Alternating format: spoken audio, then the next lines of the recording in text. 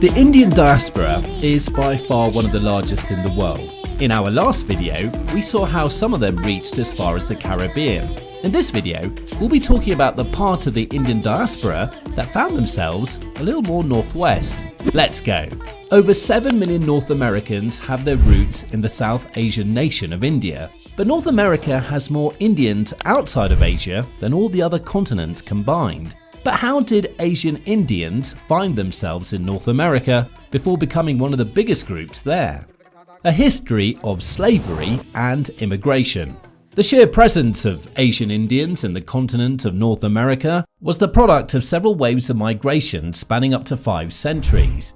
Back in the 17th century, British travellers and merchants would travel with their servants and slaves. That's how the first group of Asian Indians found themselves on American soil. Documentation of individuals of East Indian origins dates back as far as 1632, nearly 2 decades after British colonists arrived in the New World. But in a more Hispanic Central America, Indians were shipped as slaves across the Pacific Ocean. This small group of Indians would integrate into other ethnicities such as the African populace and the Native Americans after slavery was abolished. Then came the 19th century, which marked the second wave of immigration of Indians to North America. There were several reasons why Indians were leaving their home country, but it was all for one purpose: a better life, as farmers were struggling following serious droughts and land ownership issues. Later in the century, Punjabi Sikhs would also find themselves in North America, but not as farmers. Canada, being a British colony at the time, had troops from its different colonies across its empire. That's how Indian troops loyal to the British Crown found themselves in Canada. The majority of them worked in the lumber business, selling wood and sawdust. Given how important the industry was, they were able to make enough money to become an economically stable demographic in the region. However, Canadians of European descent were not happy with the vast number of Indians immigrating. This led to riots and acts of hostility towards Indian immigrants. Indians in British Columbia fled south to California due to this, but the United States wasn't that much nicer to them. Immigration quotas and laws were put in place to control the rate of Indians coming into the country, and other laws limited the ownership of property Indians could have on the continent. It wasn't until the second half of the 20th century that laws limiting the immigration and civil welfare of Indians in North America were lifted.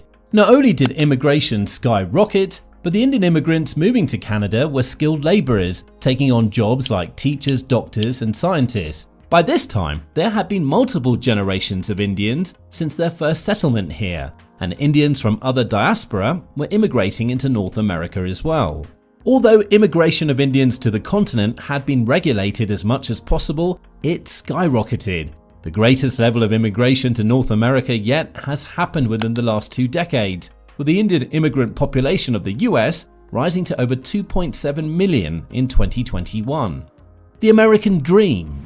The United States of North America, with a landmass of about 9.15 million square kilometers and a population of 332 million people.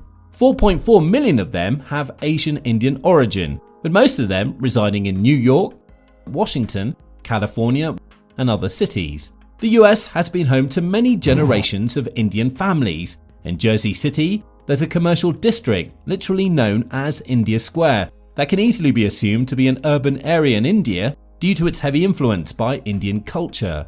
The Spring Holi Festival has been celebrated here for the past 30 years. But it's not just New Jersey. There are plenty of enclaves like this one across the nation. In New York City, India's Independence Day is celebrated with a huge parade. It's the largest Indian Independence Day celebration outside of India, a tradition that dates back as far as the 1920s. The only Asian American group more populated in the US is the Chinese. Not only are there so many Indians here, but they're doing incredibly well too. The average earning of an Indian household is about $120,000. It's the largest of any ethnicity including Caucasians and double the average of an American household. One good reason for this is the type of jobs they do.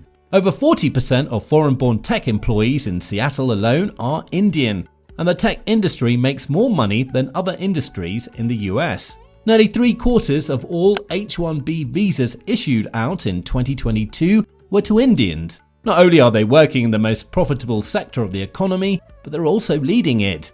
The CEOs of Microsoft, YouTube, Adobe, IBM, and several others are all Indian. And if they aren't working, they're studying. Indians make up the second most majority of international students in American tertiary institutions, only behind China.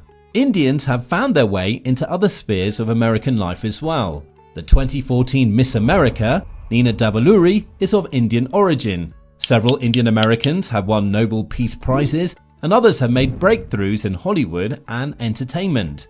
Even the US political scene isn't complete without Indians. Dileep Son is the first Indian American to be elected to Congress, and the first female vice president of the US, Kamala Devi Harris, has Indian origins. Even though Indians never had it easy moving to this continent centuries ago, their skilled labor, together with their strong work ethic, has allowed them to flourish and make their American dream a reality. But there are some Indians who have found fulfillment with their American neighbor as well. Indians in Canada. Although there are more Indians in the US, Indians make up more of the Canadian population than they do in the US. The 1.4 million Indians living in Canada make up 3.7% of the country's population, as opposed to the 1.35% in America. British Columbia was home to the first Indian migrants who moved there in the 1800s. However, the first formal religious organization wouldn't come until the next century in 1906. 2 years later, the first Sikh temple was established in Vancouver. Fast forward 100 years later, there are about 250 gurdwaras across the country. Just like in the United States, most Canadian Indians work in tech firms. But as much as Indians have diversified the populace of North America, they themselves are diverse. In Canada, Sikhism and Hinduism make up 2/3 of the religions of all Indian Canadians. But in the United States, Hinduism is the dominant religion amongst Indians, with about half of them practicing it. Followed by Christianity, then Islam, with 10 different dialects spoken among themselves. Just like the United States, Canada's political landscape is also being shaped by the Indians there. Justin Trudeau has 3 serving Indian Canadians in his cabinet: Anita Anand, the Defence Minister, Kamal Khera, Minister of Diversity, and Harjit Sajjan, the Minister of International Development. This show of patriotism by Indian Canadians is no fluke, as their participation in national policy dates as far back as the 90s. But with Indians making up so much of Canada, this really shouldn't come as a surprise. But as far as major North American countries and Indians are concerned, Mexico has the lowest population of Indians, with less than 10,000. But the two countries have been buddies for a long time. Indians in Mexico. Indians have been in Mexico since the colonial era, but in small numbers. Their presence in Mexico wasn't met with hostility the way it was in the other countries of North America. But despite their low numbers, they are still well felt in Mexico. For example, there are several temples for Hindus and Sikhs around the country. This is not a surprise, as Mexico was the first Latin American country to establish relations with them. A bond that is over 70 years old now. Through tough times such as the Cold War, Mexico and India have remained good allies in development in their respective regions. The low amount of Indians in Mexico may be due to the better economic opportunities in places like Canada and America. Perhaps this is why many Indians have tried illegally immigrating to the United States through Mexico. But migration or not, Indians continue to look and go back to their hometown. Sometimes they also carry along those they have formed allies with. Relationship with motherland.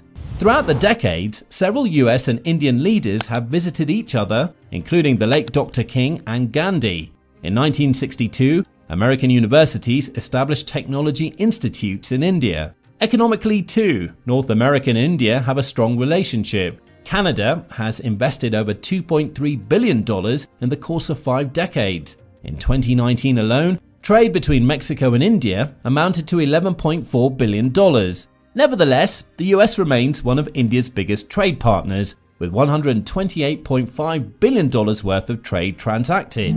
In terms of diplomacy, the US has assisted India on several occasions when it has had disputes with neighbors and even supported its bid for a permanent seat at the UN Security Council. Both India and the US have had an agitative period in their relationship with China, and both stand a lot to benefit from a close relationship. So America's interest in the Asian region relies heavily on its ties with New Delhi. Apart from diplomatic ties, there are other ways Indians in the diaspora are connected back to their motherland. Indians in America are so influential that they found themselves in Western pop culture and media. The British-produced Slumdog Millionaire wasn't just a hit. With 8 Academy Awards, this film was nothing short of revolutionary. To attract the appeal of a South Asian audience, many recent movies have featured many elements of Indian culture and art, such as Netflix Extraction and Never Have I Ever, as well as Marvel's Eternals and Sony's Across the Spider-Verse. Apart from movies, cuisines have also entered the picture. Indian dishes are one of the more popular Asian cuisines in North America. Their chicken-based dishes have been the favorites amongst non-Indians on the continent, from tandoori chicken to chicken vindaloo curry. Indians have made their imprint all over the world, so don't forget to like and subscribe below to stay tuned for more fascinating insights. For further exploration into the diverse world of the Indian diaspora, check out our previous video on Indians in the Caribbean.